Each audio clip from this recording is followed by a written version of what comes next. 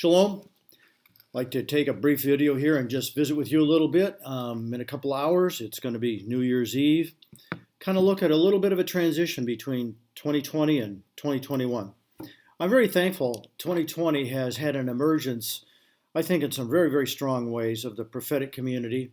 Lots of things could be said about that, but I think it's been an incredible blessing to have so much revelation and insight and dreams that have actually quickened us.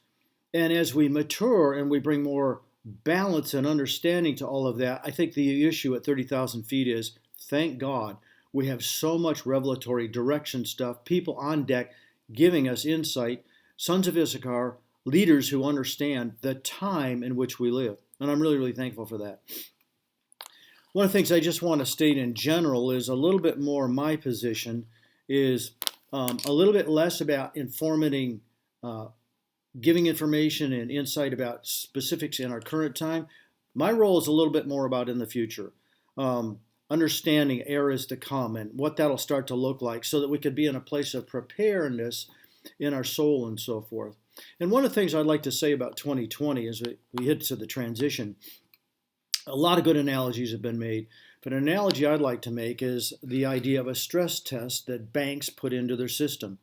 Now, what a stress test does is it takes the current operating procedures, all the technology, the interface. Banks need to be able to come to the close of a day and have their banks synchronize across the globe, all down with all the figures and everything. It needs to be able to interact with the stock market, all of that. And what they'll do is they'll take a degree of stress and they'll put it into that system to push it for cracks, leaks, or breaks or malfunction. Now, the ideal in that situation is that it functions, its current operational capacity functions now in light of even pressure that could come in the future. And I think we've gone through a stress test, not just for maturing and pruning and so forth, but it's a window into the type of things we'll face in the future. The things we're facing right now, I don't believe are just going to go away. I believe we're in a cataclysmic confrontation between two different forces, left and right, whatever you want to put it. And you know what? That's not going to go away. That's not going to go away. If President Bush, if Trump becomes president, then what we have seen from the left in the first 4 years will be microscopic compared to the opposition we'll see going forward. And if Biden comes into the place of being president, then in a sense we'll have an equally cataclysmic clash of the values in many different levels. It just might go slower and take longer, but both of those are existential. We are in it. We are headed. We are at the cusp. We are headed not just into a challenging 2020 year, but we are headed into an era of challenge between these two clashes. Now, in the middle of that, besides the stress test, the thing that the stress test is, the thing the stress test is to do is to take us and show the capacity how to live on the victory level in the midst of the stress test like it'll happen in the future. So part of that process, I think another thing that's happened is I think one of the things that we've been able to experience in the past 20 plus years in our American Christianity is we've been able to live, really, we have comfortable lives. The idea of deny yourself and take up your cross, the idea of suffering and conflict, all of that has been vacant. That's just not been part of our world. It's been more finding yourself, finding your destiny, your identity, and being able to go in and be impacts in politics and education and all that. And I think that's been good. You can't just emphasize both at the same time. And I'll deal with that in a future video. So what we have here is we've become quite comfortable. We live in a really nice, cushy Christian culture. And so in the middle of that process, I think we've had a few things that have happened besides all of the good. I think part of it is we've come in a place where we've built some things in Western Christianity that have been built on the rock. They've been solid, they've been dynamite, but I think we've also built some things on the sand. And things that built on the sand get washed away in the midst of stress tests or times of trial. And that's been a bit of 2020. We've had victories and so forth, but even the strongest of leaders at different times due to the psychology and the psychiatry connected with COVID and shut in has caused people to question their identity. What's the purpose? It all seems to be shut down. All of that has caused us to go into a much, much deeper level. It's the concept of pruning. So things that get pruned, again, I'll talk about this in the future, but you take gold and it gets hot. It gets really, really hot to have that gold. And so dross is coming out. So things are being removed, but they're not just being removed for now. They're part of a window as we come to the end of this year that helps us understand the context in which we'll live in going forward. So I'd like to refer to a passage in Daniel. Daniel's speaking here to the king, and he says, let the name of God be forever and ever. Wisdom and power belong to him.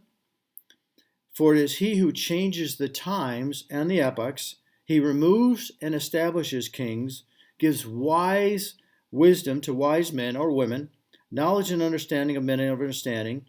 And it is he who reveals the profound hidden things, and he knows what's in the darkness. Now I just want to tap a few things here. But Daniel says, it's God who changes the times. And that's what I'm suggesting, suggesting that we're actually, compared to where we've been, we're going into a change of times. I think we're going into a new era. And it says in the midst of that, when God deals with an era change, he raises up kings or he lowers kings. And I'm not trying to get into that necessarily historically and so forth, but in the midst of a time of change, certain things get raised up and certain things get lowered down. And obviously it involves kings, it may be involved in presidents, okay? But what I'm trying to say is beyond that is that in certain times of change, certain things get raised up and certain things get lowered down. Now, in a change of time or an era, as we're trying to understand leaving one era to the next, he says he changes times and he changes epochs. Now, in an epoch, if you look at the definition of an epoch is a specific time frame within an overall time frame. It's like in a sentence, you have a parentheses with a thought in there. An epoch is like a parentheses of thought in an overall era. And so there are certain characteristics that are distinct to the epoch. And so I'd say, in a way, I'm probably using a little bit of literal liberty here, but I'd say that we're in an epoch.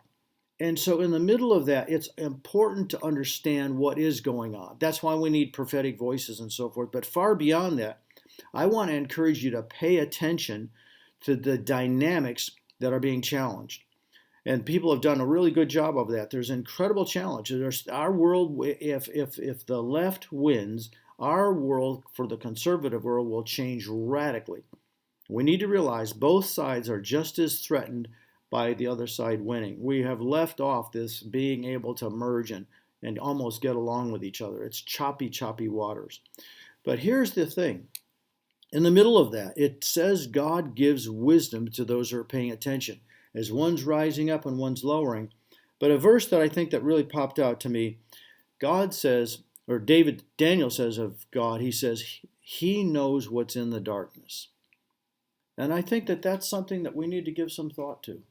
As we walk with God and his eras change and so forth, he just doesn't know what's in the light and how to lead us to victory and so forth. He understands the context of darkness. He understands what's all involved in the situation that we're involved in. And so as we stand in faith and as we pray and as we move forward and so forth, we're in a spot where however it goes, as we face difficult times, as many have said, God's got this. He knows what's going on. He's advancing the kingdom. And so I might just wrap up and say to you, I just want to encourage you is to take the jewels, to take the refinement as you've watched dross moved out of your life, dial in a little bit more to the fact that we probably aren't going back to cushy lifestyles, that we are now headed into an era where we've got to get our head on straight. Our faith, our capacity to love those who disagree with us is going to be very, very important. And that we press in. And as we head into 2021, I'm sure there's probably a lot others out there giving a lot more encouraging words. But at the same time, we have been called.